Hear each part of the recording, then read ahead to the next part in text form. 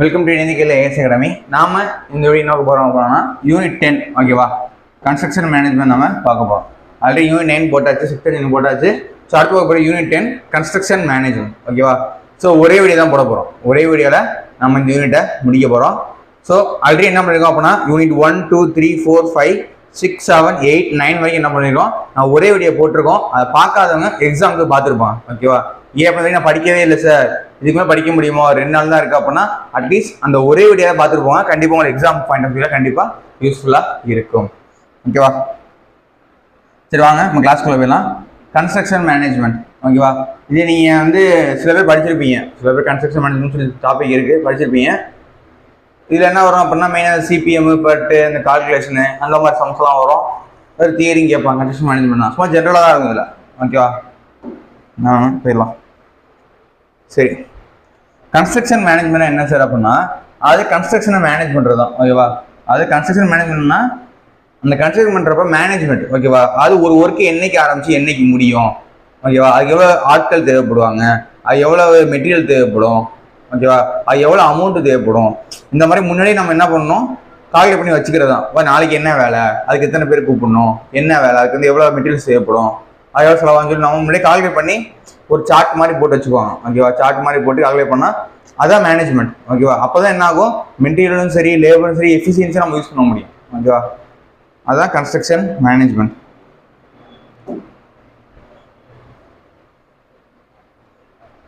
அப்போ டைமுக்குள்ள என்ன ஆகும், முடிக்க முடியும். சரி, அதோட ஃபங்க்ஷன்ஸ் என்ன sir, functions of construction management ஃபுல்லாக தியரி தான் ஓகேவா. ஃபுல்லாக கொஞ்சம் தியரியாக தான் இருக்கும். ஃபங்க்ஷன்ஸ் ஆஃப் கன்ஸ்ட்ரக்ஷன் மேனேஜ்மெண்ட் அதோட ஃபங்க்ஷன் என்ன அப்படின்னா கோஆர்டினேட்டிங்.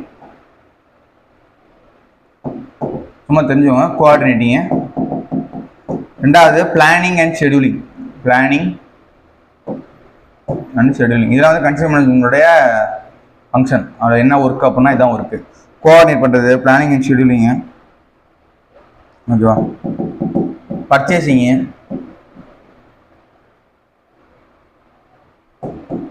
அண்டு எக்ஸ்பெண்டிங், அது வாங்குறது விற்கிறது எல்லாமே, வாங்குறது வெளியே செலவாகிறது இதெல்லாம் மேனேஜ் பண்ணுறது. நாலாவது சூப்பர்விஷன், அதே சூப்பர்வைஸ் பண்ணுறது ஓகேவா. இது இல்லாமல் காஸ்ட் கண்ட்ரோல், அதாவது செலவை நம்ம கண்ட்ரோல் பண்ணுறது, காஸ்ட் கண்ட்ரோல். தென் ஆறாவது குவாலிட்டி கண்ட்ரோல். நம்மளுக்கு வந்து காஸ்ட்டும் கண்ட்ரோல் வச்சுக்கணும், அதே மாதிரி குவாலிட்டி நம்ம என்ன பண்ணணும் காட்டணும். குவாலிட்டி கண்ட்ரோல்னா குவாலிட்டி குறைக்கல, குவாலிட்டி காட்டான குவாலிட்டி போடுறோம்னா செக் பண்ணுறது தான் குவாலிட்டி கண்ட்ரோல். காஸ்ட் கண்ட்ரோல் அப்படின்னா ஒரு காட்டான காஸ்ட்டுக்கு நம்ம மெட்டீரியல் வாங்குறது ஓகேவா, ரொம்ப செலவு இல்லாமல் காட்டான காஸ்ட்டில் வாங்குறது. அதே மாதிரி ஸ்டாஃப் அண்ட் லேபர் ட்ரைனிங் கொடுத்து மெயின்டைன் பண்ணுறது, இதுவும் குவாலிட்டி கன்ஸ்ட்ரக்ஷன் மேனேஜ்மெண்ட் தான் ஓகே. தென் லாஸ்ட்டு அட்மினிஸ்ட்ரேட்டிவ் ஓகே. இதெல்லாம் 2 விதமாக, ஒன்று ஃபினான்ஸு இன்னொன்று டெக்னிக்கல், புரியுதா. ஸோ இதுதான் function of construction management. First என்ன பண்ணணும், கோஆர்டினேட் பண்ணணும் ஓகே. எல்லாத்தையும் கோஆர்டினேட் பண்ணுறது யாருன்னா கன்ஸ்ட்ரக்ஷன் மேனேஜ்மெண்ட். யார் கன்ஸ்ட்ரக்ஷன் மேனேஜ் பண்ணுறாங்களோ அவங்க தான் கோஆர்டினேட் பண்ணணும். அவங்க தான் பிளானிங் சொல்லி பண்ணணும், என்ன ஒர்க்கு என்னைக்கு நடக்கணும் அப்படிங்கிற பிளான் சொல்லி பண்ணுறது அவங்க தான். அதே மாதிரி பர்ச்சேசிங் அண்ட் எக்ஸ்பெண்டிங், அது எவ்வளோ ஜாமான் வாங்க போகிறோம், என்ன வாங்க போகிறோம், எவ்வளோ நம்ம செலவு பண்ண போகிறோம், எக்ஸ்ட்ரா செலவு என்ன இருக்குது அந்த மாதிரி. சூப்பர்விஷன், அது சூப்பர்விஷன்னா மெயின்டைன் பண்ணுறது. காஸ்ட் கண்ட்ரோல், காஸ்ட் கண்ட்ரோல் ஒரு பொருளுக்கு எவ்வளோதான் சொல்லி ரேட் ஃபிக்ஸ் பண்ணி நம்ம கண்ட்ரோல் வச்சுக்கணும், காஸ்ட் கண்ட்ரோல் ஓகேவா. அதே மாதிரி குவாலிட்டி கண்ட்ரோல்னா குவாலிட்டி நம்மளுக்கு நல்லாவும் இருக்கணும். அதே மாதிரி ஸ்டாஃப் அண்ட் லேபர்ஸ் என்ன பண்ணணும், ட்ரைனிங் தரணும், அவங்களுக்கு ரெக்கமெண்ட் வச்சுக்கணும். அதே மாதிரி கடைசியாக வந்து அட்மினிஸ்ட்ரேட்டிவ், ஃபினான்ஷியலும் சரி டெக்னிக்கலும் சரி அதை நம்ம அட்மினிஸ்ட்ரேட்டிவ் பண்ணி ஆகணும். இதெல்லாம் வந்து கன்ஸ்ட்ரக்ஷன் மேனேஜ்மெண்ட்டுடைய மெயின் ஃபங்க்ஷன்ஸ் ஓகேவா. இதுதான் முக்கிய functions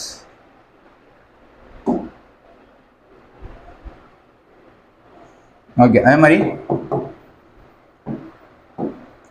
types of construction sector என்ன டைப்ஸ் இருக்கு அப்படின்னா பப்ளிக்,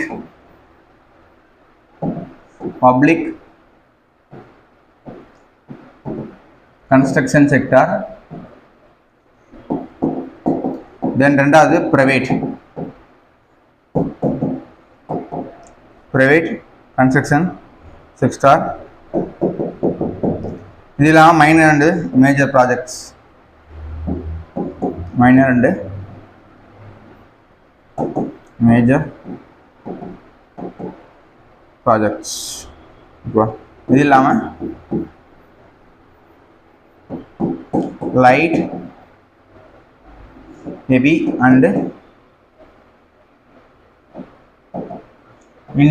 இண்டஸ்ட்ரியல் கன்ஸ்ட்ரக்ஷன். ஸோ பார்த்தீங்க அப்படின்னா type of construction public construction center அப்படின்னா கவர்மெண்ட்டோடது, ஓகேவா. பப்ளிக் கன்ஸ்ட்ரக்ஷன் சென்டர்னா கவர்மெண்ட் கன்ஸ்ட்ரக்ஷன் சென்டர்.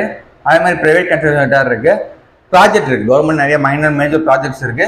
இது இல்லாமல் light and heavy industrial construction இருக்கு. இந்த மாதிரி டைப் ஆஃப் கன்ஸ்ட்ரக்ஷன் சென்டரை 4 விதமாக பிரிக்கிறாங்க, ஓகேவா.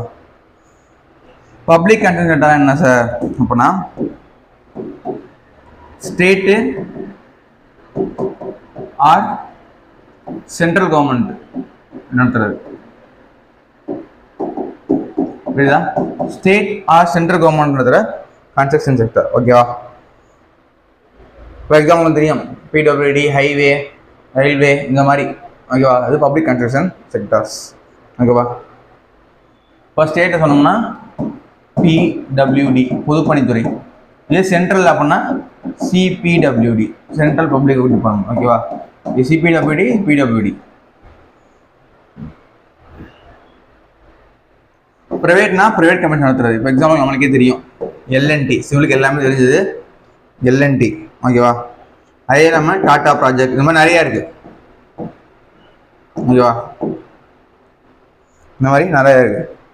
சரி, அதே மாதிரி minor work project, major work, ஓகேவா. Minor work, major work project. இப்போ என்ன சார் அப்படின்னா சின்ன வேலை எடுத்து பண்ணுறது, ஓகேவா. சின்ன ஒர்க்கு, பெரிய ஒர்க்கு, ப்ராஜெக்ட் அந்த மாதிரி எடுத்து பண்ணுறது.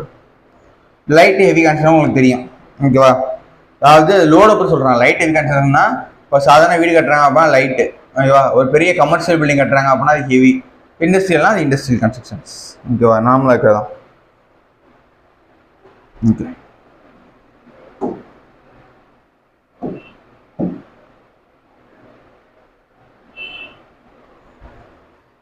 சரி, கன்ஸ்ட்ரக்ஷன் டீம்னா யார் யார் சார் இருப்பா கேட்பாங்க. ஒரு கன்ஸ்ட்ரக்ஷன் டீம்னா முக்கியமான நபர்கள் யார் அப்படின்னா ஃபஸ்ட்டு வந்து ஓனர், ஏன்னா அவர் தான் பணம் தர்றவர், எல்லாமே பண்ணுறவர் ஓனர். ரெண்டாவது இருக்கிறது கன்சல்டன்ட். தென் மூணாவது இருக்கிறது கான்ட்ராக்டர். இந்த கன்சல்டன்ட்குள்ள யார் யார் வருவா அப்படின்னா இன்ஜினியரு, ஆர்கிடெக்ட் அண்ட் டிசைனர், அதுக்குள்ள வருவாங்க. கான்ட்ராக்டர் அவங்களுக்கு தெரியும், ஓகேவா. ஸோ 3 ஆள் தான் முக்கியமான கன்ஸ்ட்ரக்ஷன். ஓனர் யாருன்னா அவர் தான் அவனுக்கு என்ன பண்ணுறது, அமௌண்ட் கொடுக்குறவர். ஓனர்னா யார் வீடு கட்ட போகிறாங்களோ, ஓகேவா. வீடு கட்ட இடம் கொடுத்து பணம் கொடுத்து எல்லாம் பண்ணுறவர் தான் ஓனர், நம்மளுக்கே தெரியும், ஓகேவா. இவர் தான் முக்கியமாக முடிவு எடுப்பார், இவர் தான் ஹெட்டு, ஓகேவா. இந்த ஓனருங்கிறது ப்ரைவேட்டில் பண்ணால் அது அந்த டீமோட ஹெட்டு தான், ஓகேவா. இப்போ நான் வீடு கட்டுறேன் அப்படின்னா நான் தான் ஓனர்.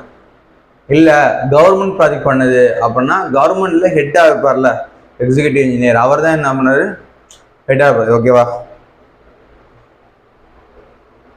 அவர் திட்ட அதிகாரி தான் அந்த டைமில் அந்த ப்ராஜெக்ட்டுக்கு ஓனராக இருப்பார். கன்சல்டன்ட் யார் யார் அப்படின்னா இன்ஜினியர், ஆர்கிடெக்ட், டிசைனர், அவங்களாம் வந்து கன்சல்டன்ட், ஓகேவா. கான்ட்ராக்டர் யாருன்னா இவங்ககிட்ட ப்ராஜெக்ட் வாங்கி பண்ணுறவங்க கான்ட்ராக்டர். சரி, 3 விதமாக பிரிக்கிறோம், ஓகேவா. Contractor R filter. ஸோ இந்த மாதிரி 3 பேர் தான் கன்ஸ்ட்ரக்ஷன் டீமில் முக்கியமானவங்க. என்ன சொல்கிறதா அதான் என்ன பண்ணால் கன்சல்டன்ட் பண்ணி தருவாங்க. அவங்க பிடிச்ச மாதிரி பண்ணுறது தான் கன்சல்டன்ட் வேலை, ஓகேவா. ஓனருக்கு என்ன தேவையோ அது டிசைன் பண்ணி தரதான் கன்சல்டன்ட் வேலை. கன்சல்டன்ட் சொல்கிறது செய்யறதுல தான் கான்ட்ராக்டருக்கு வேலை, ஓகேவா.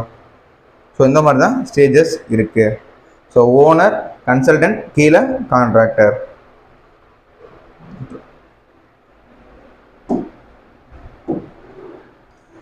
Various stages of construction projects இருக்கு. Various stages of construction project. அதாவது கன்ஸ்ட்ரக்ஷன் ப்ராஜெக்ட்டுக்கு நம்மளுக்கு வேரியஸ் ஸ்டேஜஸ் இருக்குது. அது என்னென்ன சார் அப்படின்னா, ஃபஸ்ட்டு ஒரு கன்ஸ்ட்ரக்ஷன் பண்ணணும். ஃபஸ்ட்டு என்ன பண்ணணும்? ப்ரொப்போசல் பண்ணணும். ஃபஸ்ட்டு நம்மளுக்கு ப்ரொப்போசல் பண்ணணும். ஓகேவா? ப்ரொப்போசல் நம்ம பண்ணுறோம். ஓகேவா? ப்ரொப்போசல் கொடுப்பாங்க. ப்ரொப்போசல் பண்ணதுக்கப்புறம் ஸ்டடி பண்ணணும். Study and evaluation. ஓகேவா? ஸ்டடி பண்ணி நம்ம என்ன பண்ணணும்? எவாலுவேஷன் பண்ணணும். அதுக்கப்புறம் என்ன பண்ண ஆரம்பிக்கணும்? டிசைன் பண்ணணும். First proposal, study and evaluation, design. ஓகேவா? அதுக்கப்புறம் யார்கிட்ட வரணும்னா கான்ட்ராக்ட் யாருக்கு வேணுமோ அவங்களுக்கு நம்ம கொடுப்போம். அவர் என்ன பண்ண ஆரம்பிப்பார்? கன்ஸ்ட்ரக்ஷன் பண்ண ஆரம்பிப்பார். கான்ட்ராக்ட் கொடுத்தா நம்ம கன்ஸ்ட்ரக்ஷன் பண்ண ஆரம்பிப்பார். தென் லாஸ்ட் என்ன பண்ணுவாங்க? Utilization and maintenance. Utilization and maintenance. ஓகேவா? இதுதான். இப்போ ப்ரொபோசல் கொடுப்பாங்க, ஸ்டடி அண்ட் எவாலுவேட் பண்ணணும், டிசைன் பண்ணணும், கான்ட்ராக்ட், கன்ஸ்ட்ரக்ஷன். இப்போ கன்ஸ்ட்ரக்ஷன் பண்ணுறப்ப சில ப்ராப்ளம் வரும். ஓகேவா? கன்ஸ்ட்ரக்ஷன் பண்ணுறப்ப என்ன வரும்? சில ப்ராப்ளம்ஸ் இங்கே க்ரியேட் ஆகலாம்.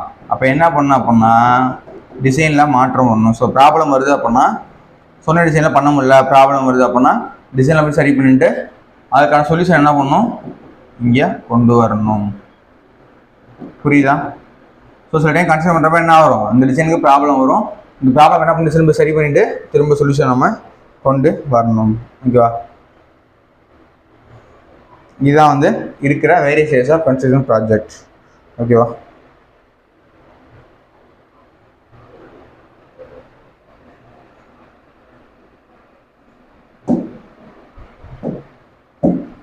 தென் அடுத்து ஃபீசிபிலிட்டி ஸ்டடி.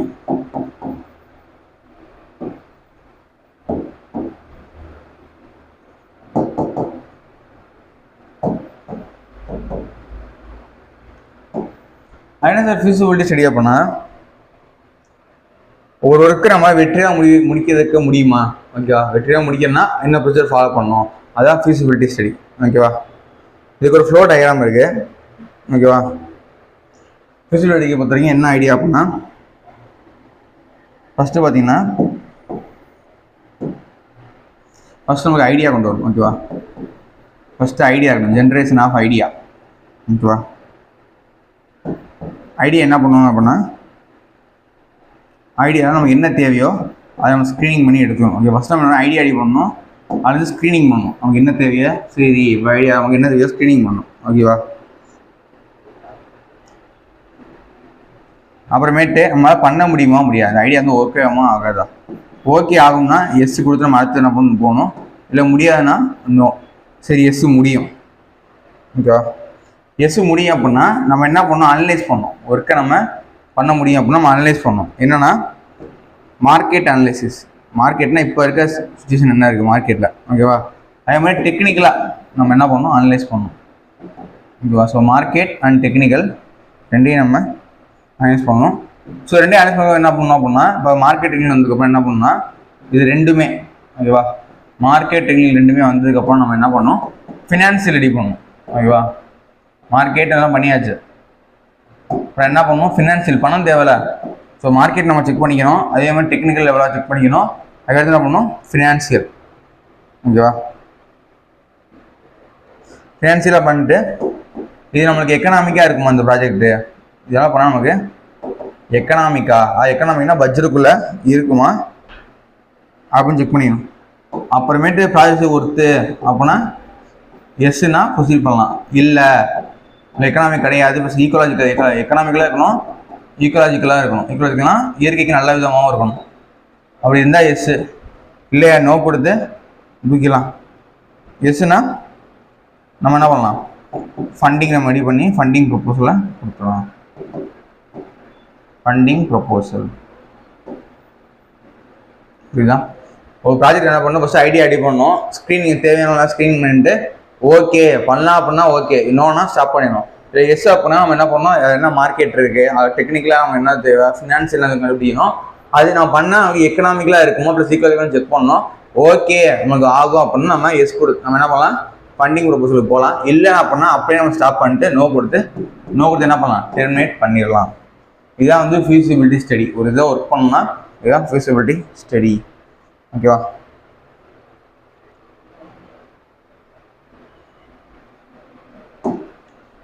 ஸோ டைப்ஸ் பார்த்தீங்க அப்படின்னா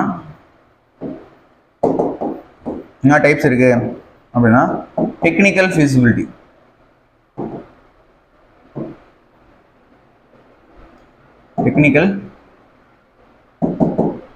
அதாவது தொழில்நுட்ப சாத்தியக்கூறு. ஓகேவா? ஃபீஸிபிள்னா சாத்தியக்கூறு, முடியுமா,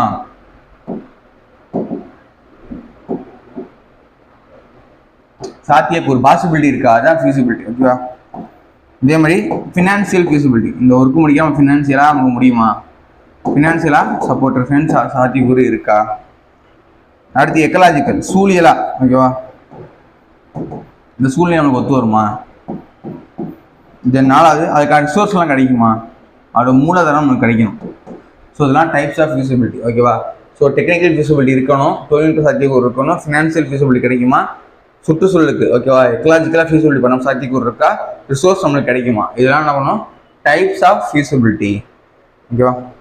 டைப்ஸ் ஆஃப் ஃபீஸிபிலிட்டி. ஓகேவா?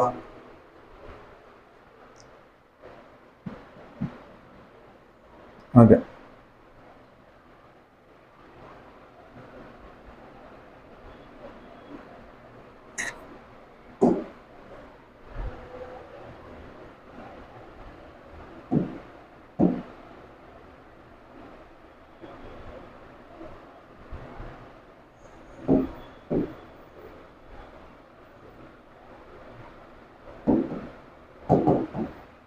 அடுத்து வேல்யூவேஷன். வேல்யூவேஷனுங்கிறது ஒரு பில்டிங்கில் சொத்தோட மதிப்பை நம்ம கால்குலேட் பண்ணுறதும் நம்ம வேல்யூவேஷன். ஓகேவா? இப்போ இருக்கிற கரண்ட் எவ்வளோ ரேட்டு போகுது, சந்தை மதிப்பு என்ன கண்டுபிடிக்கிறது தான் வேல்யூவேஷன் நம்ம சொல்கிறோம். ஓகேவா? ஸோ என்ன தேவை அப்படின்னா, அது எந்த லொக்கேஷனில் இருக்குது, ஒரு வேல்யூ பண்ணோம் அப்படின்னா நம்ம தெரிஞ்சுக்க வேண்டியது என்ன லொக்கேஷன். ஓகேவா? என்ன லொக்கேஷனு, அதோட ஏரியா எவ்வளவு, ஓகேவா, பில்டப் ஏரியா எவ்வளவு, என்ன டைப் ஆஃப் பில்டிங்கு, எந்த வருஷம் கட்டப்பட்டாங்க, ஓகேவா, எந்த வருஷம் கட்டியிருக்காங்க, எத்தனை வருஷம் ஆயிருக்கு, ஒரு கரண்ட் சுச்சுவேஷன் என்ன, இந்த மாதிரி விஷயம் என்ன பண்ணணும், இதில் தெரிஞ்சுக்கணும். ஓகேவா? ஸோ இதெல்லாம் பேஸ் பண்ணி தான் வேல்யூஷன் கால்குலேட் பண்ணணும். ஓகேவா?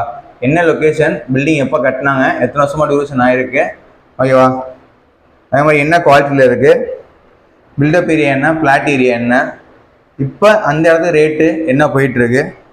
ஓகேவா? அதே மாதிரி ஃபர்னிஷிங். ஓகேவா? ஃபினிஷிங் எப்படி இருக்குது, இதெல்லாம் பேஸ் பண்ணி என்ன பண்ணுவாங்க, வேல்யூவேட்டே பண்ணுவாங்க. ஓகேவா? ஓகே. நெக்ஸ்ட் இதுதான் பேசிக் வேல்யூவேஷன்.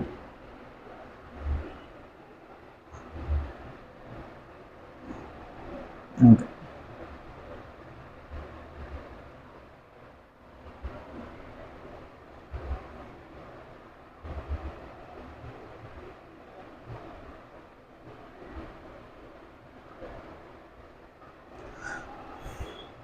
சரி, அடுத்து பார்த்தீங்க அப்படின்னா இன்னொரு டாபிக் இருக்கு, லேண்ட் அக்யூஷன்.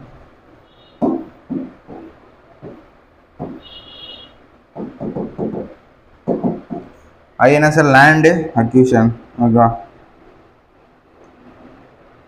லேண்ட் அக்யூஷன் என்ன அப்படின்னா, சென்ட்ரல் கவர்மெண்ட்டோ ஸ்டேட் கவர்மெண்ட்டோ ஓகேவா, இல்லை பெரிய ப்ரைவேட் கம்பெனியோ ஓகேவா என்ன பண்ணுது அப்படின்னா, ஒரு ஃபார் எக்ஸாம்பிளுக்கு நம்ம ஸ்டேட் கவர்மெண்ட்டே அந்த மாதிரி ரோடு போட போகிறாங்க, ஒரு பிரிட்ஜ் கட்ட போகிறாங்க அப்படின்னா, அது நம்ம ஏரியா தனியாவோட லேண்ட் இருந்துச்சு அப்படின்னா அது என்ன பண்ணுவோம், கவர்மெண்ட்டு எடுத்துக்கும், அது தேவை நஷ்ட ஈடை கொடுத்துரும். ஓகேவா?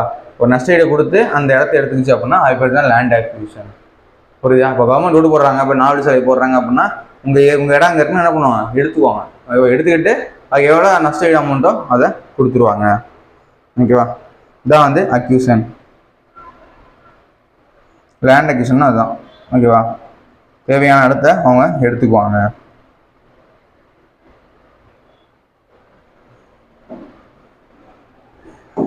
எடுத்துக்கிட்டு பணத்தை கொடுத்துருவாங்க. கவர்மெண்ட் என்ன ரேட்டோ அதை கொடுப்பாங்க. ஓகேவா, அதுதான் முக்கியம். நினைக்கிற மாதிரி ப்ரைவேட் ரேட்லாம் கொடுக்க மாட்டாங்க. கவர்மெண்ட்டில் அந்த என்ன ரேட்டோ அதை கொடுப்பாங்க.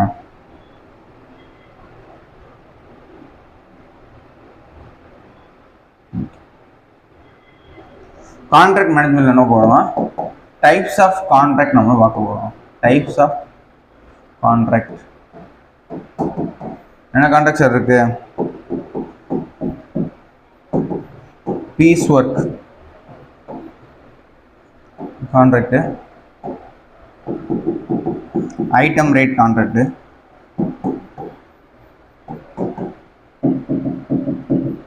மூணாவது காஸ்ட் பிளஸ் பர்சன்டேஜ். இதோ cost plus percentage rate contract. நாலாவது லம்சம் கான்ட்ராக்டு. இந்த அஞ்சாவது லேபர் கான்ட்ராக்டு. தென் ஆறாவது மெட்டீரியல் கான்ட்ராக்டு. ஸோ லேபர் இருக்கு, மெட்டீரியல் இருக்கு, இது இல்லாமல் இன்னும் வைங்கன்னா ஸோ பீஸ் ஒர்க் கான்ட்ராக்ட் இருக்குது, ஐட்டம் ரேட் இருக்குது, காஸ்ட் ப்ளஸ் பர்சன்டேஜ் இருக்குது, லம்சம் கான்ட்ராக்ட் இருக்குது, லேபர் கான்ட்ராக்ட் இருக்குது, மெட்டீரியல் கான்ட்ராக்ட் இருக்குது. இன்னும் பார்த்தீங்கன்னா பர்சன்டேஜ் ரேட் கான்ட்ராக்ட் இருக்குது. Percentage rate contract.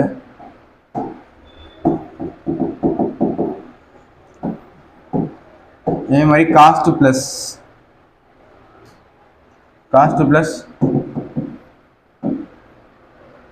Fixed fee contract. ஓகேவா, cost plus fixed fee contract. Target contract. தென்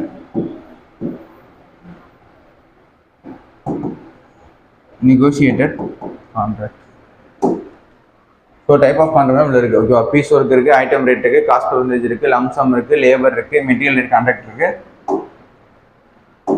ப்ளஸ் பர்சன்டேஜ் ரேட் இருக்குது, காஸ்ட் ப்ளஸ் இருக்குது, டார்கெட் கான்ட்ராக்ட் இருக்குது, நெகோஷியேட் கான்ட்ராக்ட். இதெல்லாம் என்னது டைப்ஸ் ஆஃப் த கான்ட்ராக்ட். என்னென்ன டைப் ஆஃப் கான்ட்ராக்ட்னு சொல்லி நம்ம பார்த்துருக்கோம். இதெல்லாம் வந்து types of the contract.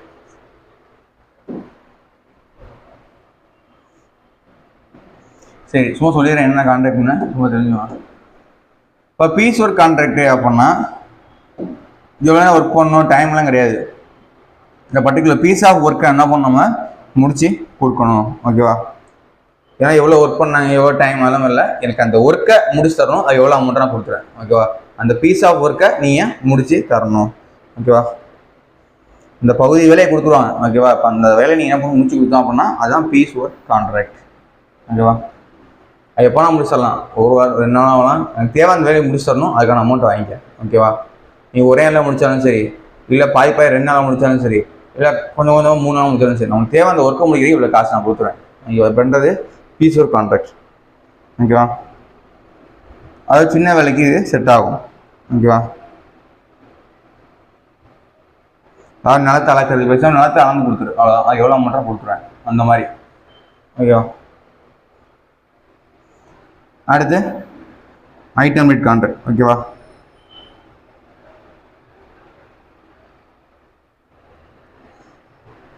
Item rate கான்ட்ராக்ட்னா இவ்வளோ இந்த பொருளை வாங்கினா இவ்வளோ ரேட்டு பண்ணித்தரேன் அந்த மாதிரி. ஓகேவா, இது வந்து கான்ட்ராக்டாருங்க பண்ணுவாங்க, ஐட்டம் ரேட் கான்ட்ராக்ட் பண்ணி தருவாங்க. ஓகேவா, இந்த ஐட்டமெல்லாம் போட்டு தரேன், நான் இந்த ஜாமான்லாம் தேவைப்படுது, இந்த ஐட்டத்துக்குலாம் இப்போ ரேட்டுன்னு சொல்லி ஃபிக்ஸ் பண்ணி அது அமௌண்ட் வாங்கிக்குவாங்க. அந்த மாதிரி பண்ணுறது.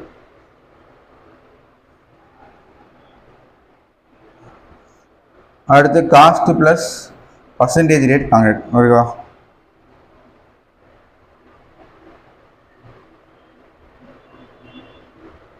ஏன் வாங்குவாங்க அப்படின்னா இப்போ ரேட் ஃபிக்ஸ் பண்ணி வச்சுருப்பாங்க. ஓகேவா, ரேட் ஃபிக்ஸ் பண்ணி வச்சுருவாங்க. பட் என்ன ஆகும், மார்க்கெட்டில் ரேட்டு ஏறிட்டே தான் இருக்கும். ஓகேவா, மார்க்கெட் என்ன ஆகும் அப்படின்னா ஆட்கள் கூலி ஏறும், பொருட்கள் விட ஏறிட்டே இருக்கும். அதுக்காக என்ன பண்ணுவாங்கன்னா ஒரு fixed rate plus cost plus percentage இருக்கான்றனா ஒரு பர்டிகுலர் பர்சன்டேஜ் என்ன பண்ணுவாங்க அப்படின்னா எக்ஸ்ட்ரா சேர்த்து வச்சுருப்பாங்க. எதுக்கு அப்படின்னா ஏன்னா ரேட்டு ஏறிட்டேன்னா இருக்குது, அதுக்கு யூஸ் பண்ணுறதுக்கு என்ன பண்ணுவாங்க அப்படின்னா ஃபிக்ஸ்டு ரேட்டு ப்ளஸ் அதெல்லாம் பர்சன்டேஜ் ஆஃப் ரேட் என்ன பண்ணுவாங்க எக்ஸ்ட்ராவே இதில் ஃபிக்ஸ் பண்ணிக்குவாங்க. ஓகேவா. எதுக்கு அப்படின்னா ரேட்டு மாறிட்டே இருக்காங்க, அந்த மாதிரி எக்ஸ்ட்ரா அமௌண்ட் ஏதாவது ஃபிக்ஸ் பண்ணி வச்சுக்குவாங்க. அதான் cost plus percentage rate contract. ஓகேவா. ஸோ இந்த மாதிரி டைப்ஸ் ஆஃப் கான்ட்ராக்ட் இருக்குது. ஓகேவா. லம்சம் கான்ட்ராக்ட்னா மொத்தமாக கொடுத்துருது, அவர்கிட்ட என்ன பண்ணுறது ஒர்க்கை மொத்தம் முடிச்சுது எவ்வளோ அமௌண்ட்டுன்னு வாங்கிக்க. ஓகேவா. அது லம்சம் கான்ட்ராக்ட். லேபர் கான்ட்ராக்ட்னா என்னன்னா ஒன்லி ஃபார் லேபர் மட்டும் தான் வாங்குவான். ஓகேவா. ஏன்னா மெட்டீரியல் நானே கொடுத்துருவேன், நீ என்ன பண்ண ஆளை மட்டும் கூட்டுவா. ஓகேவா. 10 பேர் 20 பேர் சொல்கிற ஆளை கூட்டுவா, அந்த வேலைக்கு ஆளை கூட்டு வந்து லேபருக்கு எவ்வளோ அமௌண்ட்டை வாங்கிக்கிறது labour contract. Material supply contract அப்படின்னா என்ன பண்ணுவாங்கன்னா லேபர் நம்ம மட்டும் இருப்பாங்க, மெட்டீரியல் மட்டும் நம்ம வெளியே சப்ளை பண்ணி வாங்கிக்கிறது. ஓகேவா. ஸோ லேபர் கான்ட்ராக்ட்னா லேபர் மட்டும் வெளியே வேலைக்கு வாங்கினா லேபர் கான்ட்ராக்ட். மெட்டீரியல் சப்ளை கான்ட்ராக்ட்னா மெட்டீரியல் நம்ம வெளியே வாங்கணும் அப்படின்னா அது மெட்டீரியல் சப்ளை கான்ட்ராக்ட். ஓகேவா.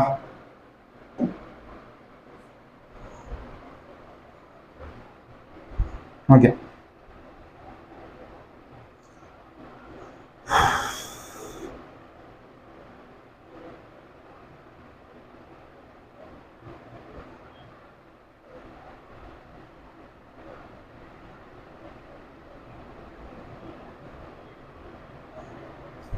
ஓகே. அடுத்து வந்து டெண்டரிங். ஓகேவா. டெண்டரிங்னா டெண்டர் நமக்கு தெரியும். ஓகேவா. ஒரு ப்ராஜெக்ட் பண்ண போகிறாங்க அப்படின்னா டெண்டர் கொடுப்பாங்க, யார் கம்மியாக கோட் பண்ணுறாங்களோ அவங்க ப்ராஜெக்ட்லாம் கிடைக்கும். படத்தெல்லாம் பார்த்துருப்பீங்க, டெண்டர் கோட் பண்ணுறாங்க. ஓகேவா. இந்த படத்தை என்ன பண்ணுவாங்க, 10 ரூபா கம்மியாக பண்ணால் அவங்களுக்கு தருது, 1 ரூபா கம்மியாக பண்ணால் டெண்டர். அந்த மாதிரி என்ன பண்ணுவாங்க, யார் கம்மியாக கோட் பண்ணுறாங்களோ அவங்க டெண்டர் வந்து போய் கிடைக்கும். ஓகேவா. அதுதான் டெண்டர். பார்த்தீங்க அப்படின்னா டெண்டர் இருக்குது அப்படின்னா இந்த படத்தை தான் பண்ணுற மாதிரி தான். இப்போ ஆன்லைன் வந்துருச்சு, பட் நார்மலாக வந்து படத்தை பண்ணுவாங்க கோட் பண்ணுறதும். கவர்மெண்ட் ப்ராஜெக்ட் இருந்துச்சு அப்படின்னா ஒரு பில்டிங் கட்டுறது 10 கோடி அப்படின்னா ஒவ்வொருத்தரும் ஒரு கோட் பண்ணுவாங்க. ஒருத்தர் 9 கோடியே 90 லட்சம், 9 கோடி 70 லட்சம், 9 கோடி 60 லட்சம். யார் கம்மியாக கோட் பண்ணுறாங்களோ அவங்க டெண்டர் போகும். ஸோ டெண்டர் ஓப்பன் டெண்டரிங் இருக்குது, செலக்டிவ் டெண்டரிங்,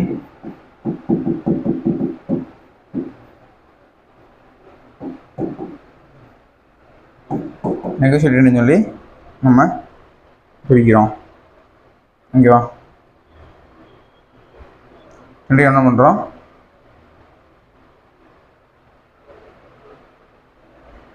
ஓப்பன் டெண்டரிங் அப்படின்னா ஓப்பன் டெண்டர் விடுறது. ஓகேவா. ஓப்பன் டெண்டர் விடுறது. சரி, ஓப்பன் என்ன பண்ணுறோம், இதை பண்ண போகிறோம்னு சொல்லி ஓப்பன் டெண்டரிங் விடுவோம். யாருக்கு விருப்பம் இருக்கோ அவங்க வருவாங்க. அவங்க என்ன பண்ணோம் அப்படின்னா ஒரு செக்யூரிட்டி டெபாசிட் கட்டிட்டு டெண்டர் எடுத்து அவங்களே எடுத்து பண்ணிக்கலாம். ஓகேவா. விளம்பரம்லாம் கொடுப்பாங்கல்ல, அதுதான் ஓப்பன் டெண்டரிங். ஓப்பன்னா கவர்மெண்ட் ப்ரைவேட் என்ன பண்ணாலும் சரி ஓப்பனாக விளம்பரம் கொடுத்து இந்த மாதிரி ஒரு கன்ஸ்ட்ரக்ஷன் பண்ண போகிறோம், அது யாரெல்லாம் விருப்பம் இருக்கோ டெண்டரிங் சொல்லி ஓப்பன் தருது ஓப்பன் டெண்டரிங். ஓகேவா.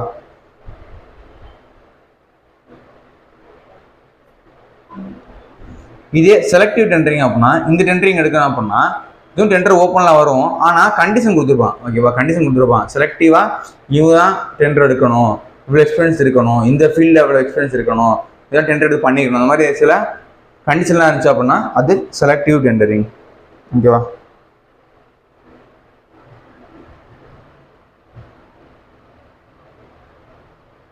இதே நெகோஷியேட் டெண்டர்னா டெண்டர் பிடிச்சவங்க தர்றது. ஓகேவா. டெண்டர் வந்து எனக்கு பிடிச்சிருக்கவங்களுக்கா அப்படி பழக்காரங்களுக்காக தெரிஞ்சவங்க நம்ம கொடுக்குறது வந்து நெகோஷியேட்டட் டெண்டரிங். ஓகேவா. அப்படி பண்ணுறது நெகோஷியேஷன். ஸோ கவர்மெண்ட் ஃபாலோ பண்ணுறதுல ஓப்பன் டெண்டரிங் தான். ஓகேவா. கவர்மெண்ட்டு ஃபாலோ பண்ணுறது ஓப்பன் டெண்டரிங் தான். எல்லாம் போகுது. செலக்ட் டெண்டர்னா பர்டிகுலர் எக்ஸ்பீரியன்ஸ் இருக்கிற ஃபீல்டில் கேட்டு அவங்க செலக்ட் பண்ணி கொடுக்குறது. நெகோஷியேட்டர்னா சும்மா தெரிஞ்சவங்க நம்மளா கொடுக்குறது தான் டெண்டரிங்.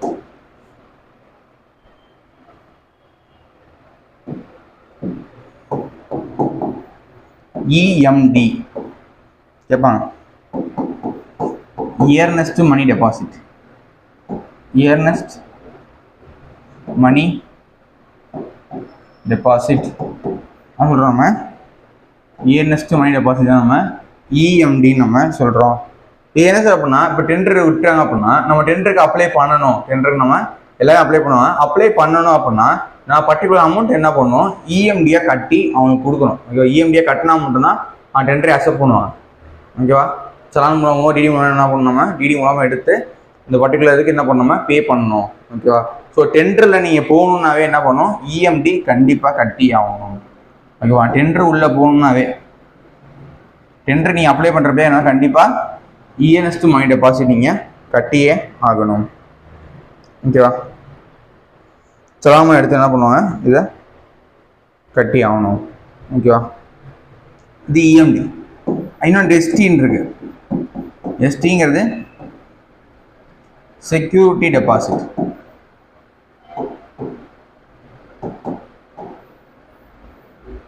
ஓகேவா?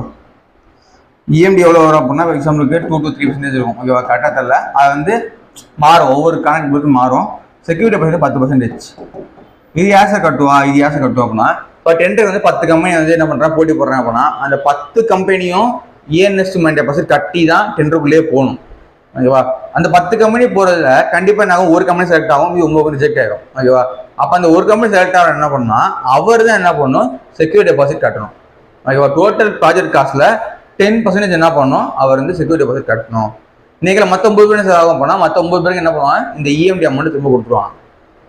ஓகேவா? ஸோ 10 பேரும் இஎம்டி கட்டணும். ஓகேவா? 10 பேர் இஎம்டி கட்டுறோம். அதில் ஒருத்தர் செலக்ட் ஆக மட்டும்தான் செக்யூரிட்டி டெபாசிட் கட்டுவோம். ஒருத்தர் ஓகே ஆகுதோ அவர் வந்து செக்யூரிட்டி டெபாசிட் கட்டுவார். எவ்வளோ அப்படின்னா 10%. புரியுதா? ஒரு கோடினா 10 லட்ச ரூபா கட்டணும் செக்யூரிட்டி டெபாசிட். ஓகேவா? கட்டிட்டு அவர் மட்டும் என்ன பண்ணுவார், ப்ராஜெக்டை ஓகே பண்ணிப்பார். மற்றவங்களாம் இஎம்டி என்ன பண்ண ரிட்டர்ன் கொடுத்துருவாங்க, அவருக்கு ரிட்டர்ன் வராது. ஓகேவா? ஏன்னா கடைசியில் இது பண்ண கொடுப்பாங்க.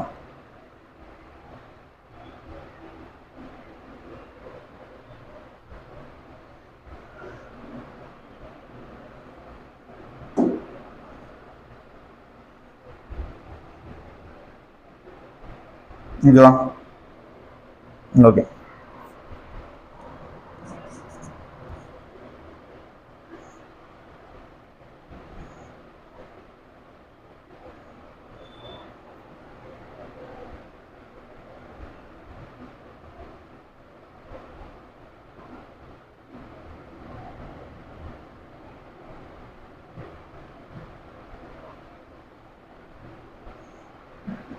அடுத்து பார்த்தீங்கன்னா சின்ன டாபிக் இருக்குது, சும்மா தெரிஞ்சுவாங்க. பார்ட்னர்ஷிப்பு. பார்ட்னர்ஷிப் தெரியும், 2 அல்லது மேற்பட்ட சேர்ந்து பண்ணுறது தான் நம்ம பார்ட்னர்ஷிப்னு சொல்கிறோம். இதில் ஆக்டிவ் பார்ட்னர், ஸ்லீப்பிங் பார்ட்னர் இருக்குது. 2 பேரும் ஒர்க் பண்ணி அதில் வர கெயின் எடுத்துக்கிட்டாங்க அப்படின்னா லாபத்தை தான் ஆக்டிவ் பார்ட்னர்ஷிப்பு. இல்லை அப்படின்னா ஒருத்தர் என்ன பண்ணுவார், பணத்தை மட்டும் தான் கொடுப்பாரு, ஒர்க்கில் வர மாட்டார். நான் பணத்தை மட்டும் கொடுக்குறேன், இன்னொரு என்ன பண்ணுவார், ஹார்ட் ஒர்க் பண்ணி அந்த பணத்தை வச்சு என்ன பண்ணுவார், லாபத்தை எடுத்து பர்டிகுலர் அமௌண்ட் என்ன பண்ணணும், பணத்தை கொடுத்தவருக்கு நீங்கள் கொடுக்கணும். ஓகேவா? ஆக்டிவ் பார்ட்னர், ஸ்லீப்பிங் பார்ட்னர்மா. ஓகேவா? பார்ட்னர்ஷிப் பண்ணால் பெனிஃபிட்டும் இருக்குது, நல்லது இருக்குது, கெட்டது இருக்குது. பார்ட்னர்ஷிப் பண்ண நமக்கு என்ன இருக்கும், ஈஸியாக அமௌண்ட் என்ன பண்ண நம்மளுக்கு நிறைய பேர் சேர்ந்து பண்ணுறப்ப அமௌண்ட் உங்களுக்கு கிடைக்கும். ஆனால் நெகட்டிவ் என்ன அப்படின்னா அதனால் தனிப்பட்ட முடிவு எதுவுமே எடுக்க முடியாது. தனிப்பட்ட முடிவுனால எதுவும் பண்ண முடியாது, எல்லாமே சொல்கிறத நீங்கள் கேட்க முடியும். ஓகேவா? ஸோ முடிவு உடனே எடுக்க முடியாது, பட் ஆனால் உங்களுக்கு சோர்ஸ் கிடைக்கும். ஓகேவா? சோர்ஸ்னு வரப்போ உங்களுக்கு கிடைக்கும். ஸோ அதுதான் பார்ட்னர்ஷிப். சும்மா தெரிஞ்சுக்கிட்டா போதும் பார்ட்னர்ஷிப்லாம். ஓகேவா?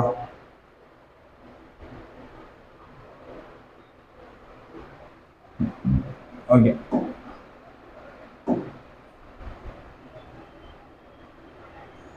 அதே மாதிரி டிஃப்ரெண்ட் இன்ஜினியரிங் டிபார்ட்மெண்ட் தமிழ்நாட்டில் இருக்குது. அதை கேட்டால் கேட்பான். டிஃப்ரெண்ட் இன்ஜினியரிங் ஆர்கனைசேஷன் என்ன இருக்குது, தமிழ்நாட்டில் இருக்குது. Organisation of Tamil Nadu. டிஃப்ரெண்ட் என்ன சார் இருக்குது அப்படின்னா நம்மளுக்கு தெரியும். ஃபஸ்ட்டு வந்து பிடபிள்யூடி, பொதுப்பணித்துறை. ஓகேவா? இப்போ 2 இருக்குது பிடபிள்யூடிலே பார்த்தீங்க அப்படின்னா. ஒன்று வந்து பில்டிங்கு, அதாவது பில்டிங் கட்டுறது. இன்னொன்று பார்த்தீங்கன்னா இரிகேஷன். 2 விதமான டிபார்ட்மெண்ட்டு உள்ளே இருக்கு. ஒன்று பில்டிங் இருக்குது, இன்னொன்று இரிகேஷன் இருக்குது. அதே மாதிரி highway and rural development. Highway and rural development சொல்லி இருக்குது. அதே மாதிரி குவாட், Tamil Nadu water supply and drainage board.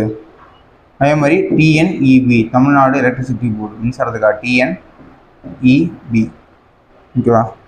அதே மாதிரி தமிழ்நாடு ஹவுசிங் போர்டு, வீடு கட்டுறதுக்காக இருக்குது தமிழ்நாடு ஹவுசிங் போர்டு. இது இல்லாமல் என்ன இருக்குது அப்படின்னா ஸ்லம் போர்டு இருக்குது. குடிசை மாற்று வாரியமாங்களா, ஸ்லம் கிளியரன்ஸ் போர்டு. அதான் ஓகேவா. இந்த மாதிரி தமிழ்நாடு போலீஸ் ஹவுசிங் கார்பரேஷன், அதாவது போலீஸ் குவார்ட்டர்ஸ் இருக்குல்ல அதெல்லாம் கட்டுறது Tamil Nadu police housing corporation.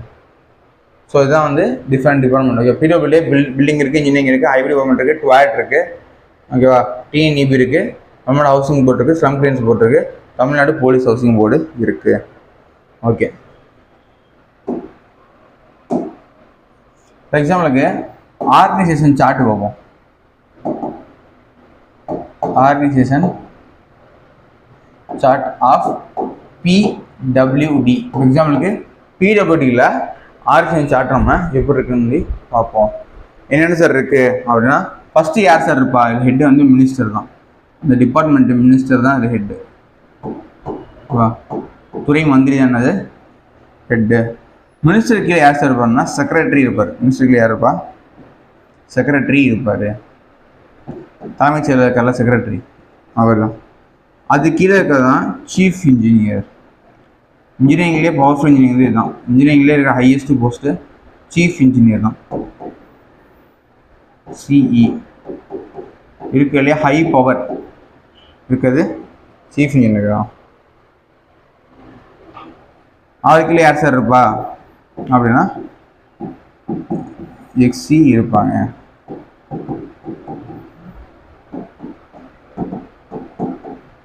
Section engineer இருப்பாங்க.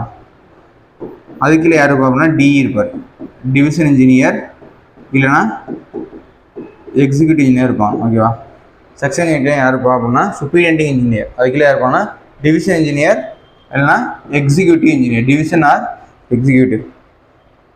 இதுக்குள்ளே யார் சார் இருப்பா அப்படின்னா ஏஇஇ இருப்பாங்க, அசிஸ்டன்ட் எக்ஸிக்யூட்டிவ் இன்ஜினியர். ஓகேவா, இதுக்குள்ளே யார் இருப்பாங்கன்னா அசிஸ்டன்ட் எக்ஸிக்யூட்டிவ் இன்ஜினியர் இல்லைனா ஏடி அசிஸ்டன்ட் டிவிஷன் இன்ஜினியர் இருப்பாங்க. இவங்களுக்குள்ள யார் இருப்பா அப்படின்னா ஏஇஜேஇ எல்லாம் இருப்பாங்க. புரியுதா? So minister, secretary, chief minister, superintending engineer, அதுக்கப்புறம் division engineer or executive engineer. இவர் கீழே வந்து அசிஸ்டன்ட் எக்ஸிக்யூட்டிவ் இன்ஜினியர் இல்லைனா அசிஸ்டன்ட் டிவிஷன் இன்ஜினியர். இவர் கீழே இருக்கிறது தான் ஏஇஜேஇ. ஓகேவா, ஸோ கவர்மெண்ட் என்ன பண்ணலாம், இதுதான் ஆர்டர் போஸ்ட். ப்ரொமோஷன் ஆனால் ஃபஸ்ட்டு ஏஇயாக போகணும், அப்புறம் அசிஸ்டன்ட் டிவிஷன் இன்ஜினியர் போகலாம், அதுமாதிரி டிவிஷன் இன்ஜினியர், அப்புறம் சூப்பர் இன்ஜினியர், கடைசி வந்து சீஃப் இன்ஜினியர். ஓகேவா, ஸோ இதுதான் வந்து ஆர்கனைசேஷன் சார்ட்டு. ஓகேவா, இதுகளே ஹை பவர் இருக்குது சீஃப் இன்ஜினியர் தான். இதில் என்ன பண்ணுவோன்னா கவர்மெண்ட்டுக்கும் இதுக்கும் டேரக்டாக கான்டாக்டில் இருக்கிறது சீஃப் இன்ஜினியர் மட்டும்தான்.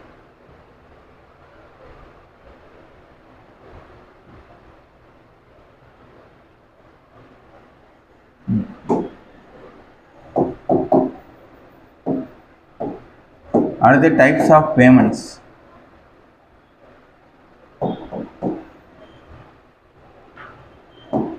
பேமெண்ட் எப்படிலாம் பண்ணுவாங்க அப்படின்னா first and final payment,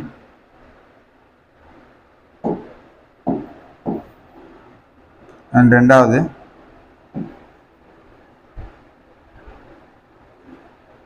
running payment. ஓகேவா, first and payment, running payment,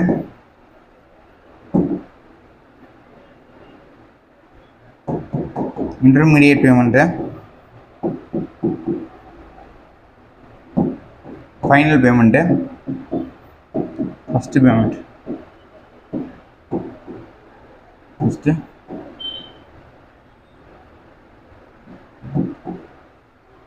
so payment பார்த்தீங்கன்னா first and final payment, running payment, intermediate payment, final payment, first payment இருக்குது. ஓகேவா,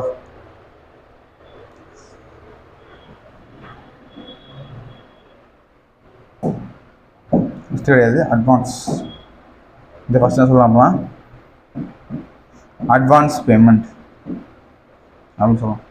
ஆனால் இந்த ஃபஸ்ட் அண்ட் ஃபைனல் பேமெண்ட் அப்படின்னா ஒரு ஒப்பந்தம் போட்டாங்க அப்படின்னா ஃபஸ்ட்டு ஸ்டார்டிங்கில் அமௌண்ட் தருவாங்க, கடைசியில் ஒர்க்கை முடிஞ்ச அப்புறம் தான் மீதி அமௌண்ட்டை வாங்க முடியும். இதுதான் ஃபஸ்ட் அண்ட் ஃபைனல் பேமெண்ட்.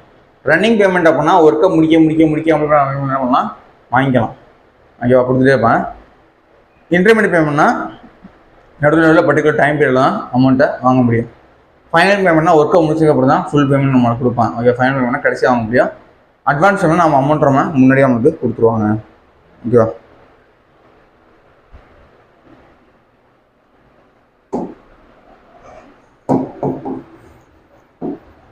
இதே மாதிரி types of bill.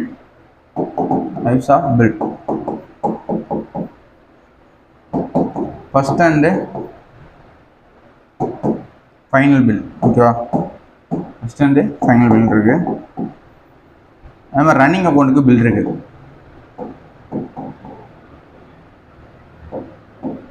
Running account bill A, running account bill B, running account bill C.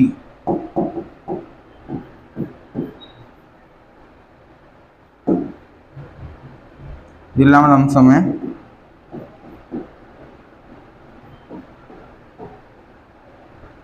இது இல்லாமல் ஹேண்ட் ரிசிப்ட். ஓகேவா? So first and final bill இருக்குது. ஓகேவா? அதெல்லாம் ரன்னிங் அக்கௌண்ட் பில் இருக்குது. அதில் ஏபிசி இருக்குது, லம்சம் பில் இருக்குது, ஹேண்ட் ரிசிப்ட் பில்லு இருக்குது.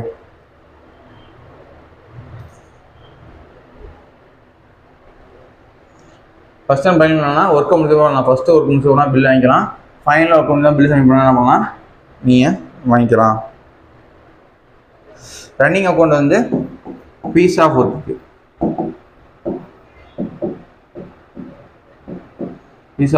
ஓகேவா?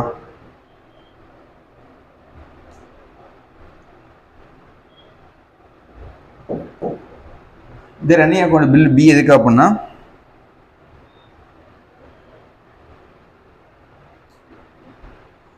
அளக்கப்பட்ட வேலைகளுக்கு கொடுக்குறான். ஓகேவா? மெஷர் பண்ணுற டிஸ்டன்ஸ் அளக்கப்பட்ட வேலைக்கு நமக்கு கொடுக்கணும். அப்படின்னா ரன்னிங் அக்கௌண்ட் பில் பி கொடுக்கலாம்.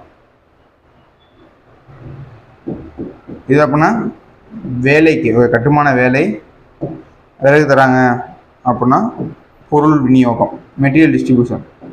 இப்போ மெட்டீரியலுக்கும் வேலைக்கு என்ன பண்ணுறாங்க, ரன்னிங் அக்கௌண்ட் பில் சியை கொடுக்குறாங்க. ஓகேவா? லம்சம்னா என்ன பண்ணுறது, மொத்தமாக இந்த ஒர்க்கு மொத்த அமௌண்ட்டை கொடுத்துட்றது, ஹேண்ட் ரிசிப்டை கையில் தர்றது.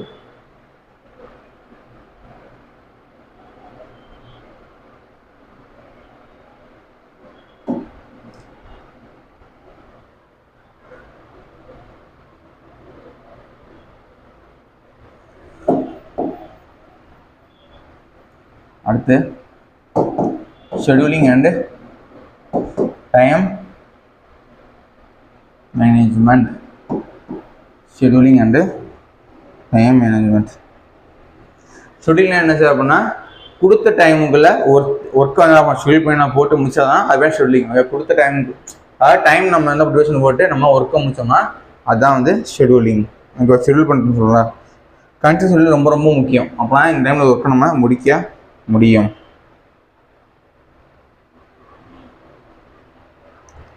சரி, என்ன ஷெடியூல் சார் இருக்கு, என்னென்ன டைப்ஸ் ஆஃப் ஷெடியூல் இருக்குன்னு பார்ப்போமா? என்ன டைப்ஸ் ஆஃப் ஷெடியூல் நமக்கு இருக்கு, டைப்ஸ் ஆஃப் ஷெடியூல் கேட்பாங்க.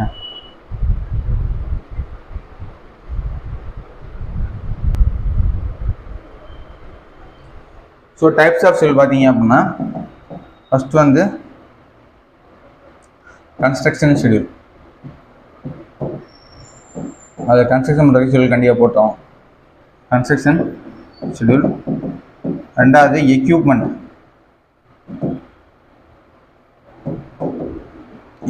ஷெடியூல் பண்ணணும்.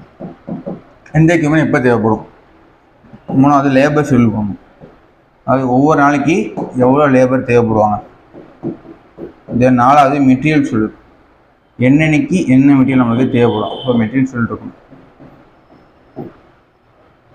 அதே மாதிரி வரவு செலவு ஷெடியூல் பண்ணணும். எக்ஸ்பெண்டிச்சர் ஃபினான்சியல் ஷெடியூல் நம்ம போடணும். லாஸ்ட்டு டைம் ஷெடியூல் நம்ம கொடுக்கணும். ஓகேவா? ஃபஸ்ட்டு கன்ஸ்ட்ரக்ஷன்னா என்ன வேலை, ஓகேவா, என்னென்ன வேலை எப்பப்போலாம் பண்ண போகிறோம் அந்த மாதிரி சொல்லி போது கன்ஸ்ட்ரக்ஷன் ஷெடியூல். எக்யூப்மெண்ட்னா என்ன எக்யூப்மெண்ட் எப்போ தேவைன்னு சொல்கிறது எக்யூப்மெண்ட் ஷெட்யூல். லேபர் ஷெட்யூலில் போனால் என்னென்ன லேபர் எவ்வளோலாம் தேவைப்படுவாங்க ஓகேவா, என்ன பண்ண போகிறோம், அது என்ன லேபர் எவ்வளோ தேவைப்படுவாங்கன்னு சொல்லப்படுறது லேபர் ஷெட்யூல். மெட்டீரியல் ஷெட்யூல்னா என்ன மெட்டீரியல் என்னைக்கு தேவை material schedule. Expenditure and financial schedule அப்படின்னா ஒரு நாளைக்கு என்னென்ன எக்ஸ்பெண்டிச்சர் ஆகாது ஃபினான்ஷியல் ஷெட்யூல் பண்ணணும் ஓகேவா. அது லோடிங் பண்ணுறது அன்லோடிங் பண்ணுறது எக்ஸ்பெண்டிச்சர் எதாவது வாங்கி தர்றது அது மாதிரி எல்லாமே என்ன பண்ணணும்னா எக்ஸ்பெண்டிச்சர் நம்ம கால்குலேட் பண்ணணும் ஓகேவா. டைம் ஷெட்யூல் நம்ம மேனேஜ் பண்ணணும் ஓகேவா. டைம் ஷெட்யூல் எங்கே ஃபாலோ பண்ணுறாங்க அப்படின்னா கண்டு சார்ட்டில் மார்க் பண்ணுவோம். என்ன அப்படின்னா உங்களுக்கு டைம் ஷெட்யூல் என்ன ஷெட்யூல் டைம் ஷெட்யூலில் மார்க் பண்ணுறது கண்டு சார்ட்ஸ் ஓகேவா. சரி, இது டைப்ஸ் ஆஃப் ஷெட்யூலா. அடுத்து methods of schedule. So type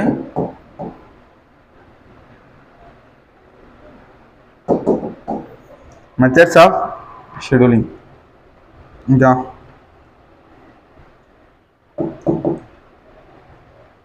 அது ஃபஸ்ட்டு என்ன மேத்தமெட்டிக்கலாக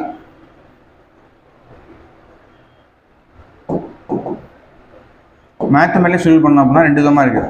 ஒன்று வந்து சிபிஎம், இன்னொன்று பர்ட். இதில் முக்கியம் சிபிஎம் அண்ட் பர்ட் ரொம்ப முக்கியம். சிபிஎம்னா கிரிட்டிக்கல் பாத் மெத்தட். எக்ஸாமில் கேட்பான் வாட் இஸ் சிபிஎம். எக்ஸாமில் கேட்குற கொஸ்டின் கிரிட்டிக்கல் பாத் மெத்தடு எக்ஸாமில் கேட்பாங்க. எப்படின்னா program evaluation review technique. Program evaluation and review technique. So சிபிஎம்னா என்ன, பர்ட்னா சொல்லி எக்ஸாம் அடிக்கடி கேட்குறாங்க. மக்கப் பண்ணியும் கிரிட்டிக்கல் பாத் மெத்தடு, பர்ட்னா program evaluation and review technique. This ரெண்டுமே ரொம்ப ரொம்ப முக்கியம், எக்ஸாமில் கேட்குறாங்க. இரண்டுமே மேத்தமெட்டிக்கலா ஓகேவா. இதெல்லாம் வேணா சார்ட் வச்சு நம்ம சொல்லலாம் ஓகேவா. சார்ட்டு வச்சு நம்ம சொல்லலாம்.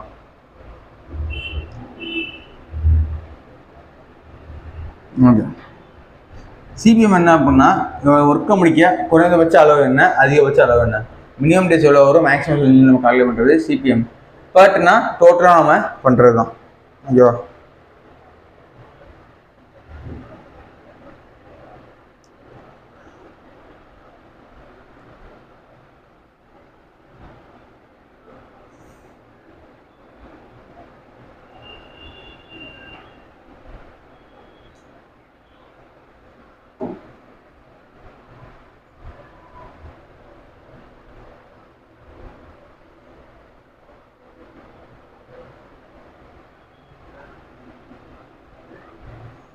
ஓகே,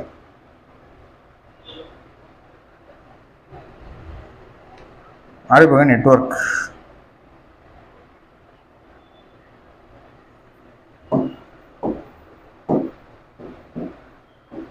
நெட்வொர்க் என்னன்னா ஒவ்வொருக்கு ஏ ஆரம்பிச்சு அடுத்து பி, பிஎன்சி பேரலாக ஆரம்பிக்கும், பிக்கு அடுத்து டி நடக்கும், சிக்கு அடுத்து இ நடக்கும், எஃப்ல அந்த ஒர்க் போய் முடிஞ்சிடும் ஓகேவா. ஒரு ஒர்க்கு ஆரம்பிச்சு நெட்வொர்க்னா ஏல ஒர்க் ஆரம்பிக்க அப்படின்னா பேரல பி ஒர்க் நடக்கும், சி ஒர்க் நடக்கும், பி முடிஞ்சதுக்கப்புறம் டி நடக்கும், சி முடிஞ்ச இ நடக்கும், கடைசியாக எஃப் ஒர்க்கில் வந்து முடியும். இதான் நாம நெட்வொர்க்லாம் ஓகேவா.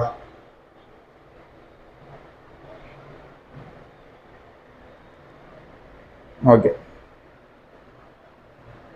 இப்படி வர்றப்ப எக்ஸாம்பிளுக்கு இப்போ சில டைம் இப்படி வரும். இப்போ டாட்டா கொடுத்தாங்கன்னா அது என்ன சார் அப்படின்னா இது வந்து டம்மி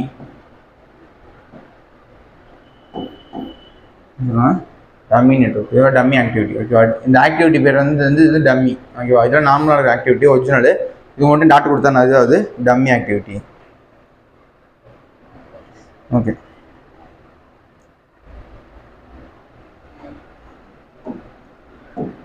முக்கியமாக தெரிஞ்சுக்கிட்டது ஆக்டிவிட்டினா என்ன, ஈவெண்ட்னா என்ன. ஆக்டிவிட்டினா என்ன,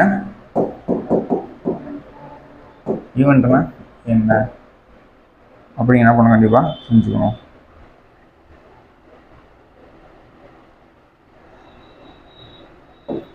இப்போ 1 to 2 2 to 3 நடக்குது ஓகேவா. இதில் இது ஏ இருக்கு, இங்கே பி இருக்கு. இதில் ஏசர் ஆக்டிவிட்டி அப்படின்னா இதுதான் வந்து ஆக்டிவிட்டி. ஆக்டிவிட்டி ஏ ஆக்டிவிட்டி பிங்கிறது தான் இதில் ஆக்டிவிட்டி. சரி, இதில் ஈவெண்ட் இதுதான், இதான் வந்து ஆக்டிவிட்டி. இதுதான் வந்து என்னது ஆக்டிவிட்டி இதுதான். சரி சார், ஈவெண்ட் எது சார் அப்படின்னா இதுதான் ஈவெண்ட். புரியுதா? இந்த ரவுண்டாக 1 to 3 இருக்குல்ல, அது வந்து ஈவெண்ட்டு. ஏபின்னு போகிறது நம்ம ஆக்டிவிட்டி நம்ம சொல்கிறோம்.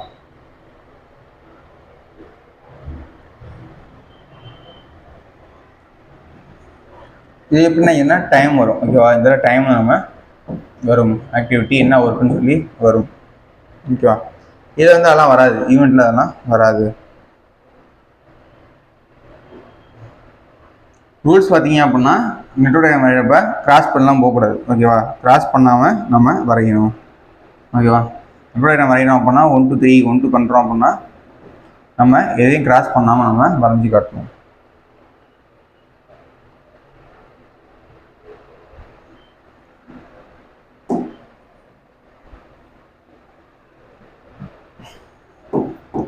வேணும்னா இஎஸ்டி இருக்குது, இஎஃப்டி இருக்குது, எல்எஸ்டி இருக்குது, எல்எஸ்டி.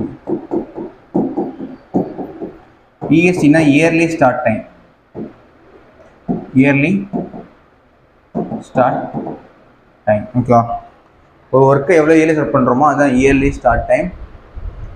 இஎஃப்டினா early finish time. எல்னா latest, latest start time, latest finish time. என்ன sir EST EFT LST early start time, early finish time, latest start time. அப்படின்னா என்ன அப்படின்னா ஒரு ஒர்க்கை எவ்வளவு சீக்கிரம் சாப்பிட முடியுமோ அதுதான் இயர்லி ஸ்டார்ட் டைம் ஓகேவா. உங்களுக்கு புரிகிற மாதிரி சொல்லணும்னா இப்போ 10 மணிக்கு ஆஃபீஸ் அப்படின்னா நம்ம என்ன பண்ணலாம், ஒரு 9 மணிக்கு என்ன பண்ணலாம், நம்ம ஸ்டார்ட் பண்ண வந்து ஒர்க் பண்ண முடியும். அதுதான் இயர்லி ஸ்டார்ட் டைம். அதுக்குன்னு காலையில் 6 மணிக்கே வர முடியுமா? முடியாது. புரியுதா? அது ஒரு இயர்லியாக எவ்வளோ பண்ண முடியும். ஒர்க் கன்ஸ்ட்ரக்ஷன் பண்ணுறோம் அப்படின்னா 10 மணிக்கு ஒர்க் அப்படின்னா நம்ம ஒரு 9 மணிக்கு என்ன பண்ணலாம், நம்ம வந்து ஆரம்பிச்சிடலாம். அதாவது இயர்லியாக எவ்வளோ பண்ண முடியுமோ அதான் early start time. Early finish டைம்னா ஒரு ஒர்க்கை எவ்வளோ சீக்கிரம் முடிக்க முடியுமோ அதான் இயர்லி ஃபினிஷ் டைம். ஃபார் எக்ஸாம்பிளுக்கு நார்மலாக ஒர்க் வந்து 6 மணிக்கு தான் முடியும் அப்படின்னா நம்ம என்ன பண்ணலாம், ஒரு 5 o'clock முடிச்சுட்டு போகிறது இயர்லி ஃபினிஷ் டைம். அதுக்கு மதியம் 1 மணிக்கே முடிக்க முடியாது, இந்த ஒர்க்கும் டைம் இருக்குது ஓகேவா. ஸோ கொஞ்சம் இயர்லியாக முடிக்க முடியும், அதான் early finish time. Latest start time என்ன, ஒரு ஒர்க்கை எவ்வளவு லேட்டாக ஆரம்பிக்க முடியும் ஓகேவா. எக்ஸாம்பிளுக்கு 10 மணி வரைக்கும் என்ன பண்ணலாம், நம்ம என்ன பண்ணலாம், ஒரு 11 மணிக்கு ஆரம்பித்தாலும் முடிச்சிட முடியும் ஓகேவா. அதுக்குன்னு 10 மணி வரைக்கும் போய் 2 மணிக்கு ஆரம்பிச்சா முடிக்க முடியுமா? முடியாது. ஸோ 10 மணி வரைக்கும் 11 மணிக்கு பண்ணாங்கன்னா முடிக்க முடியும். ஸோ அதுதான் லேட்டஸ்ட் ஸ்டார்ட் டைம், கொஞ்சம் எக்ஸ்ட்ரா எடுக்கிறது. லேட்டஸ்ட் ஃபினிஷ் டைம்னா ஃபினிஷிங் டைமை கொஞ்சம் எக்ஸ்ட்ரா பண்ணி நம்ம எடுக்கிறது ஓகே. எக்ஸாம்பிளுக்கு 5 மணிக்கு முடிக்க வேண்டிய நம்ம என்ன பண்ணலாம், 6 மணிக்குள்ளே நம்ம முடிச்சிடலாம். அதுக்கு 5 மணி 10 மணிக்கு கொண்டு போகக்கூடாது. புரியுதா? இயர்லினா எவ்வளோ சீக்கிரம் ஆரம்பிக்க முடியும், எவ்வளோ சீக்கிரம் முடிக்க முடியும், எவ்வளோ லேட்டாக ஆரம்பிக்க முடியும், எவ்வளோ லேட்டாக ஆரம்பிச்சாலும் எப்போ லேட்டாக இவ்வளோ சீக்கிரம் முடிக்க முடியும், லேட்டாக முடிக்க முடியும் ஓகேவா. அதான் early start, early finish, latest start, latest finish ஓகேவா. அதுக்கு ஒரு டூரேஷன் இருக்குது ஓகேவா. ரொம்பலாம் போக முடியாது, ரொம்ப சீக்கிரம் போக முடியாது, ரொம்ப லேட்டாகவும் போகக்கூடாது ஓகேவா. இது கேட்பாங்க இயர்லி ஸ்டார்ட் இயர்லி ஃபினிஷ் ஓகேவா.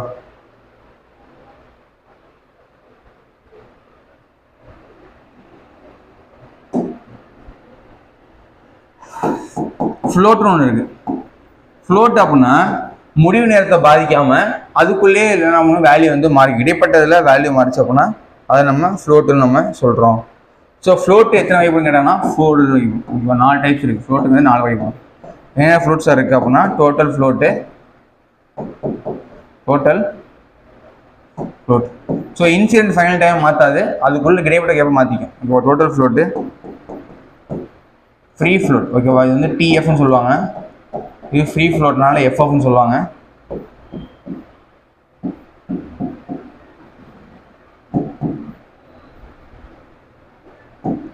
interfering float, independent float.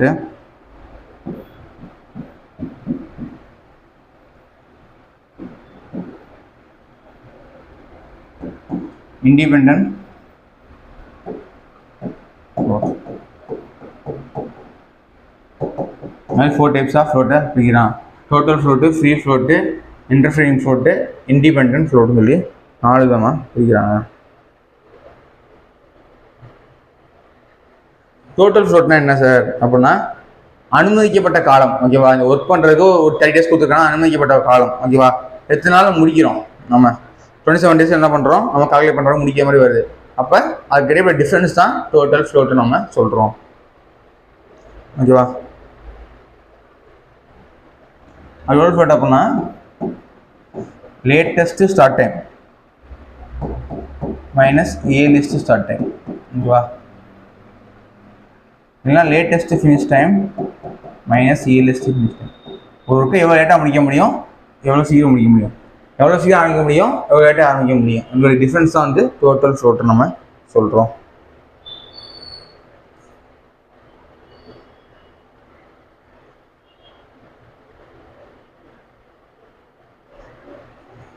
Free ஃப்ளோட்டை என்ன அப்படின்னா ஒரு ஒர்க்கு முடிஞ்சதுக்கப்புறம் அடுத்த ஒர்க்கு ஆரம்பிக்கிறப்ப அந்த டைம் என்ன பண்ணக்கூடாது, அடுத்த ஒர்க்கை பாதிக்கக்கூடாது. அதுதான் நம்ம ஃப்ரீ ஃப்ளோட்டுன்னு நம்ம சொல்கிறோம். புரியுதா? இந்த ஒர்க்கை முடியாமல் அடுத்த ஒர்க் ஆரம்பிக்கிறப்ப இப்போ லேட் ஆச்சு அப்படின்னா அது அடுத்த ஒர்க்கை பாதிக்காமல் இருக்கிற டைம் தான் ஃப்ரீ ஃப்ளோட்டு.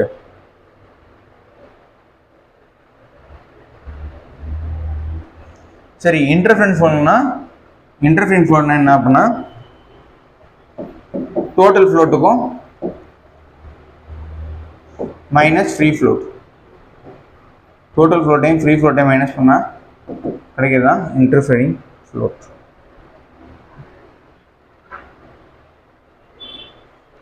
இண்டிபெண்டன்ட் ஃப்ளோட்னா நம்மளுக்கு தெரியும், இண்டிபெண்டன்ட் ஃப்ளோட் தனியாக இருக்குது, ஓகேவா? இண்டிபெண்டன்ட் ஃப்ளோட்னா பாதிப்பை ஏற்படுத்தாது, ஓகேவா?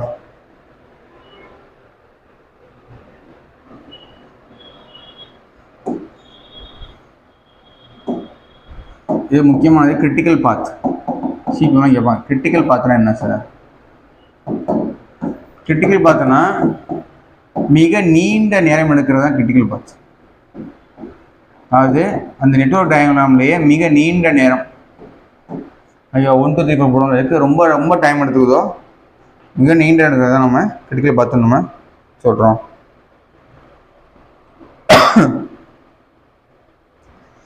இப்போ கிரிட்டிக்கல் பாத் பார்த்தீங்கன்னா 0 ஃப்ளோட்டாக இருக்கும். கிரிட்டிக்கல் ஃப்ளோட் பார்த்தீங்கன்னா 0 ஃப்ளோட்டாக இருக்கும்.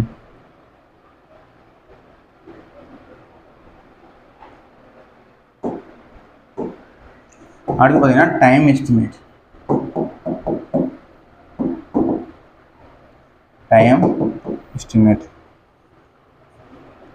என்ன சார் இருக்கு அப்படின்னா T0, TP, TL. T0 அப்படின்னா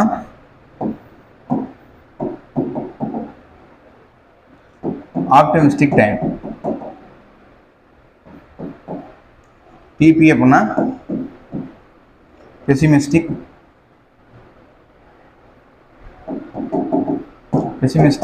டைம், TLனா மோஸ்ட் லைக்லி டைம்.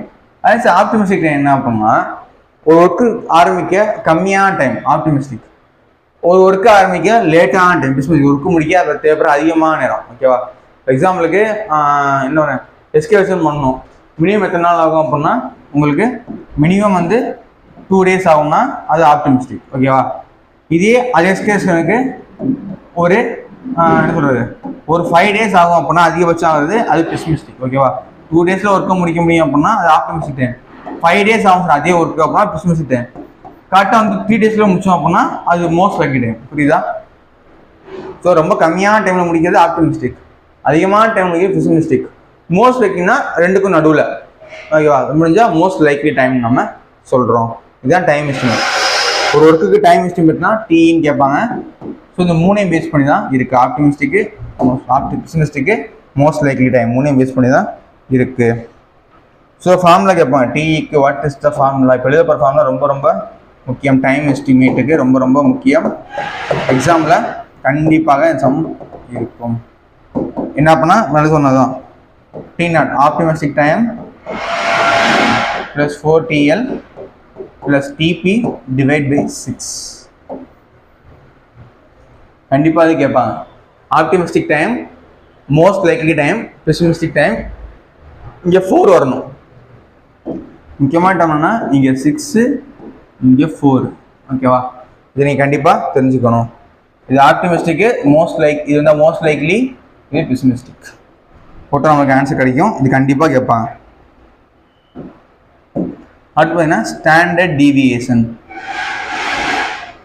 ஸ்டாண்டர்ட்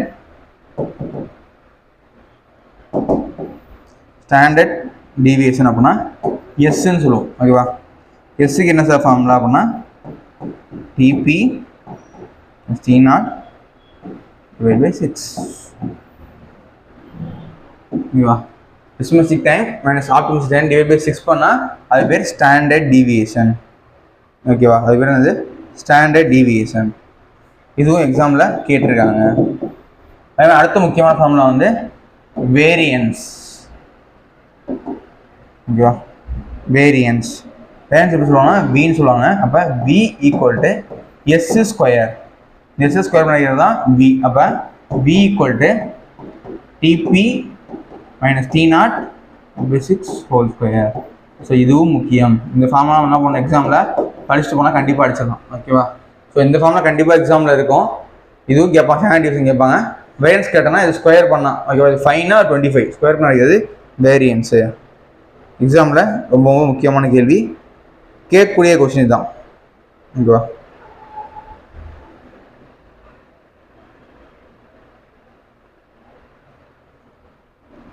புரியுதா, ரொம்ப ரொம்ப முக்கியமானது. எக்ஸாமில் இது படிக்காமல் நீங்கள் போகவே கூடாது, கண்டிப்பாக கேட்பாங்க.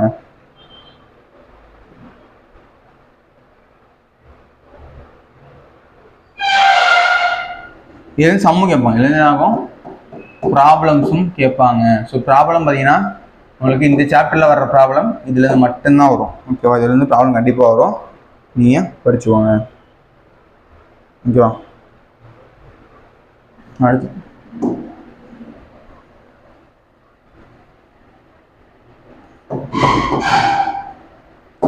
Time is cost curve. ஓகேவா, டைம் இஸ் காஸ்ட் கர்வ். இப்போ காஸ்ட் எப்படின்னா இங்கே இருக்கும், இப்போ டைம் இங்கே இருக்குது அப்படின்னா இங்கே இருக்குது. இப்போ டைம் இஸ் காஸ்ட் கர்வ் எப்படி சார் இருக்கும் அப்படின்னா இப்படி இருக்கும்.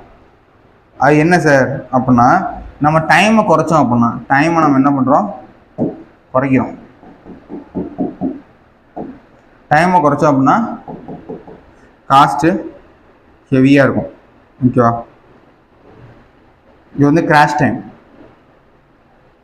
ஓகேவா, இப்போ இது வந்து கிராஷ் காஸ்ட். டைமை நம்ம கம்மியாக வச்சோம் அப்படின்னா காஸ்ட் எங்கே போயிடும், எங்கே போயிடும். இதே டைமை வந்து அதிகப்படுத்தணும் அப்படின்னா காஸ்ட் நமக்கு என்ன ஆகும், குறையும். ஸோ நார்மல் டைமில் பண்ணோம் அப்படின்னா நமக்கு நார்மல் காஸ்ட்டு ஆகும். புரியுதா, ஒரு ஒர்க்கை நம்ம சீக்கிரம் பண்ணோம் அப்படின்னா என்ன பண்ணணும், ரொம்ப செலவு பண்ணுற மாதிரி இருக்கும். நார்மலாக பண்ணோம் அப்படின்னா நார்மலான காஸ்ட்டு செலவாகும். இது time is direct cost. Direct காஸ்ட்டை பொறுத்த வரைக்கும் டைம் குறைந்தால் டைரக்ட் காஸ்ட் என்ன ஆகும், இன்க்ரீஸ் ஆகும். ஓகேவா, டைம் கம்மியாச்சுன்னா டைரக்ட் காஸ்ட் நமக்கு இன்க்ரீஸ் தான் ஆகும். ஓகே, இன்னொன்று இருக்கு,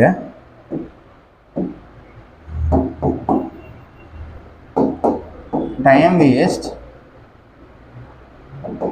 இன்டைரக்ட் காஸ்ட். என்ன காஸ்ட், இன்டைரக்ட் காஸ்ட். இதெல்லாம் நடக்கும் அப்படின்னா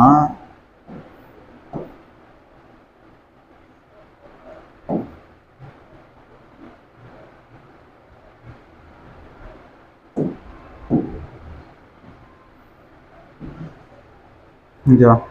இதில் பார்த்தீங்கன்னா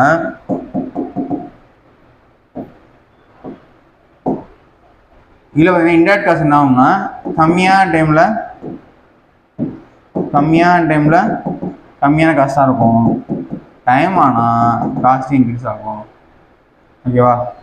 ஸோ கம்மியான டைமில் கம்மியான காஸ்ட்டாக இருக்கும். டைம் அதிகமாச்சு அப்படின்னா காஸ்ட் என்னாலும் அதிகமாகும். என்னது இன்டைரக்ட் காஸ்ட். ஓகேவா. ஸோ இதை பொறுத்த வரைக்கும் டைம் அதிகமாச்சு அப்படின்னா இன்டைரக்ட் காஸ்ட்டு அதிகமாகும். புரியுதா. ஸோ இதுக்கு வித்தியாசம் இருக்குது. இதில் பார்த்தீங்கன்னா டைம் குறைந்தால் அப்படியே இது இன்வெர்ஸ், இது குறைஞ்சுன்னா இது ஏறும். இதோட கிடையாது, இது ஏறுனா இதுவும் ஏறும், இன்டைரக்ட் காஸ்ட்டும் ஏறும். ஓகேவா. இதை கண்டிப்பாக தெரிஞ்சுக்கணும். அதே மாதிரி காஸ்ட் ஸ்லோப் நம்ம போடுறேன். எக்ஸாமில் கேட்டாங்க அடிக்கடி, எக்ஸாமில் கேட்குற important formula cost slope. Cost ஸ்லோப்பை பொறுத்த வரைக்கும் ஃபஸ்ட்டு வந்து காஸ்ட்டு தான், பணம் தான் ஃபஸ்ட்டு. எந்த காஸ்ட் அதிகமாக இருக்கும்? கிராஷ் காஸ்ட் தான் அதிகம். உங்களுக்கே தெரியும், crash cost minus normal cost. அதே மாதிரி நார்மல் டைம் தான் அதிகமாக இருக்கும் minus crash time. Cost slope ரொம்ப ரொம்ப முக்கியம். Crash cost minus normal cost divide by crash time divide by normal time. எக்ஸாமில் அடிக்கடி கேட்குறாங்க, இது நீங்கள் மக்கப் பண்ணிக்கோங்க. எக்ஸாமில் 100% கேட்கறதுக்கான சான்சஸ் இருக்குது. ஓகேவா. நம்ம என்ன பண்ணோமா, மக்கப் பண்ணி தான் ஆகணும். ஓகேவா.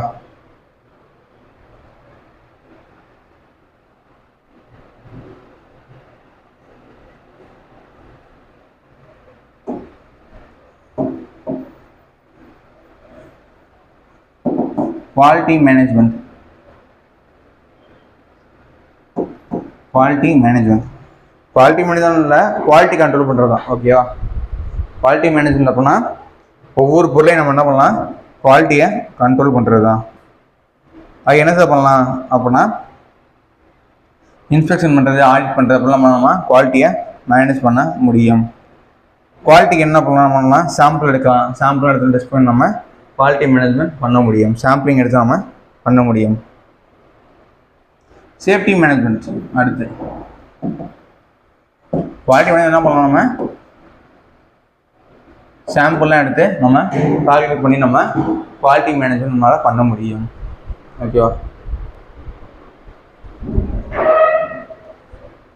சேஃப்டி மேனேஜ்மெண்ட் அப்படின்னா நம்ம சேஃப்டி, ஓகேவா, ஆக்சிடென்ட் ஆகாமல் இந்த மாதிரிலாம் மேனேஜ் பண்ணுறது சேஃப்டி மேனேஜ்மெண்ட். குவாலிட்டி மேனேஜ் பண்ணால் நம்ம சாம்பிள்ஸ் எடுத்து இன்ஸ்பெக்ஷன் பண்ணி, ஓகேவா, குவாலிட்டியை செக் பண்ணி அப்பப்போ குவாலிட்டி செக் பண்ணுறது குவாலிட்டி மேனேஜ்மெண்ட். சேஃப்டி மேனேஜ்மெண்ட் நம்ம ஆக்சிடென்ட் இதெல்லாம் நடக்காமல் நம்ம பார்த்துருது. ஸோ ஆக்சிடென்ட்டுக்கு 3 விதமான காரணம் இருக்குது. ஓகேவா. ஆக்சிடென்ட் நடக்காமலுக்கு 3 காரணம். ஒன்று ஃபிசிக்கலாக காரணமாக இருக்கலாம், இல்லை அப்படின்னா சைக்காலஜிக்கலாக காரணமாக இருக்கலாம். ஓகேவா.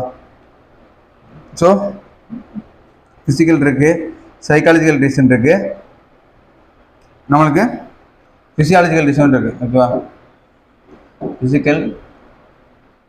ஃபிசியாலஜிக்கல் அதே மாதிரி சைக்காலஜிக்கல்.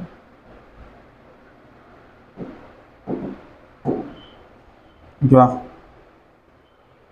இந்த மாதிரி நிறைய ரீசன்ஸ் இருக்குது. உடல் ரீதியாகவோ மன ரீதியாகவோ உளவியல் ரீதியாகவோ காரணம் இருக்குது. ஓகேவா. ஆக்சிடென்ட் நடக்கிறதுக்கா. உடல் ரீதியாக அப்படின்னா ரொம்ப வயசானவரோ உடம்பு சரியில்லாத வந்தால் பிரச்சனை. சைக்காலஜிக்கல்னால் உளவியல். ஓகேவா. உடலியல் காரணங்கள் அப்படின்னா ஒன்று இயற்பியல் காரணங்கள், உடலியல் காரணங்கள், இன்னொன்று சைக்காலஜிக்கலாக மனது ரீதியாக காரணமாக இருக்கிறவங்க. இதுதான் ரீசன் ஆக்சிடென்ட் நடக்கிறதுக்கு. ஓகேவா.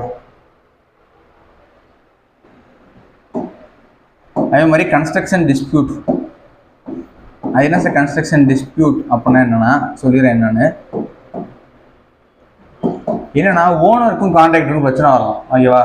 அது கான்ட்ராக்ட் தர ஓனருக்கும் அது எடுத்து பண்ணுற கான்ட்ராக்டர் என்ன பண்ணலாம், நல்ல பிரச்சனை வரலாம். அதுதான் கன்ஸ்ட்ரக்ஷன் டிஸ்பியூட்ஸ்.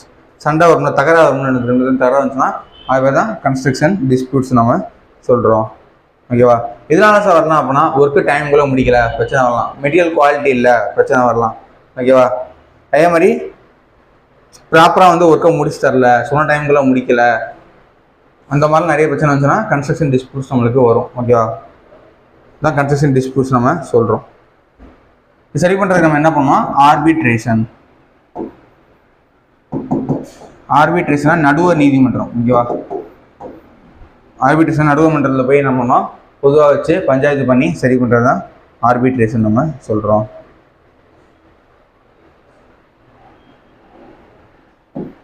அதே மாதிரி லேபர் லெஜிஸ்லேஷன் அப்படின்னா தொழிலாளர் சட்டங்கள். ஓகேவா, லேபர் லெஜிஸ்லேஷன். கன்ஸ்ட்ரக்ஷன் லேபருக்காக என்ன இருக்குது, தனியான சட்டங்கள்லாம் இருக்குது. என்ன அப்படின்னா மினிமம் லீவ் தரணும், மினிமம் வேஜஸ் கொடுக்கணும், ஓகேவா, அடிப்படை சம்பளம் தரணும், அந்த மாதிரி நிறையா இருக்குது. சோசியல் ஈக்வாலிட்டி கொடுக்கணும் கண்டிப்பாக. ஓகேவா, என்ன ரிலேஷன்னா அவங்க வந்து சோசியல் ஜஸ்டிஸ், சமூக நீதி கண்டிப்பாக அவங்களுக்கு கிடைக்கணும். சோசியல் ஜஸ்டிஸ் அவங்களுக்கு கிடைக்கணும். சோசியல் ஈக்குவாலிட்டி, சமூகத்தில் ஈக்குவாலிட்டி அவங்களுக்கு இருக்கணும். யார், லேபருக்கு, கன்ஸ்ட்ரக்ஷன் லேபருக்கு சோசியல் ஈக்குவாலிட்டி இருக்கணும். அவருக்கு எக்கனாமி அதை பார்த்துடணும். ஓகேவா, இதெல்லாம் இருக்குது. அது நிறைய லாலாம் இருக்குது. ஓகேவா, லேபருக்கு வந்து நிறையா லாஸ் எல்லாமே இருக்குது. அதான் சொன்னேன்ல, payment wages act, payment wages act. அது கொஞ்சம் சம்பளம் எவ்வளோ தரணும் அப்படின்னு சொல்லி இவருக்கு பேமெண்ட் வேக்ஸ் எல்லாம் இருக்குது. இப்போ 1936 கொண்டு வந்திருப்பான் பேமெண்ட் வேஜஸ் ஆக்ட்னு சொல்லி. ஓகேவா, அதே மாதிரி ஃபேக்ட்ரி ஆக்டும் இருக்குது. ஃபேக்ட்ரிஸ் ஒர்க் பண்ணுறதுக்காக கொண்டு வந்து ஃபேக்ட்ரி ஆக்டு 1948. ஓகேவா, எவ்வளோ ஃபேக்ட்ரியோட ஒர்க் பண்ணணும், எவ்வளோ சேஃப்டி தரணும், என்ன சேஃப்டி தான் கொடுக்கணும், ஓகேவா, குடும்பத்துக்கு என்ன, அந்த மாதிரி ஃபேக்ட்ரிஸ் சொல்லி நிறைய ஆக்ட் கொடுத்துருக்கா. ஃபேக்ட்ரிஸ் சொல்லி ஆக்ட் இருக்குது. அதே மாதிரி இபிஎஃப், எம்ப்ளாயி ப்ராஃபிட்ரி ஃபண்ட். ஓகேவா, இபிஎஃப் சொல்லுவாங்களே, இபிஎஃப்னா வைப்பு நிதி தொகை, எம்ப்ளாயீஸ் ப்ராவிடென்ட் ஃபண்ட். ஓகேவா, என்ன பண்ணுவாங்க அப்படின்னா சம்பளம் வந்து பர்டிகுலர் அமௌண்ட் என்ன பண்ணுவாங்க, கவர்மெண்ட் வந்து பிடிச்சி இபிஎஃப் பிடிப்பாங்க. அதேமாதிரி கவர்மெண்ட் சைட்லேருந்து இல்லாமல் அந்த அமௌண்ட்டை கவர்மெண்ட் சைடில் கொஞ்சம் அமௌண்ட்டை போட்டு உங்களுக்கு சேவ் பண்ணி வைப்பான் ஃபியூச்சருக்காக. ஓகேவா, இதுதான் இபிஎஃப்.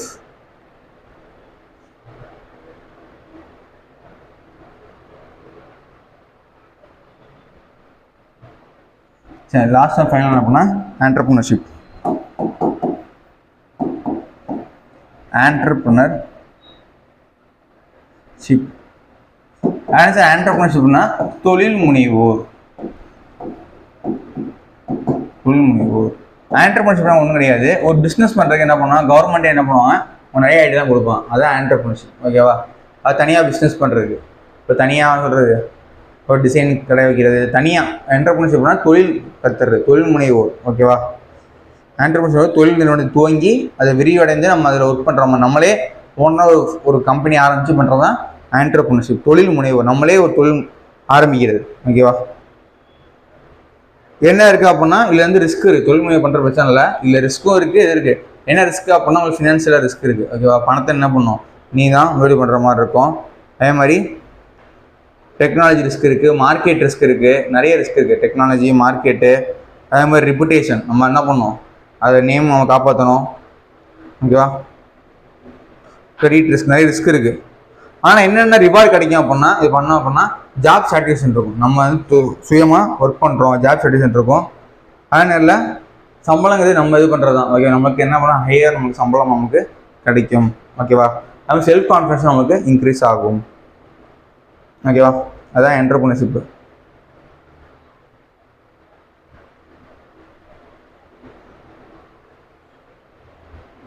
அப்படி என்டர்பிரினர்ஷிப் பண்ணுறதுக்கு பணம் தர்றது தான் எஸ்ஐஎஸ்மி, ஸ்மால் இண்டஸ்ட்ரியல்.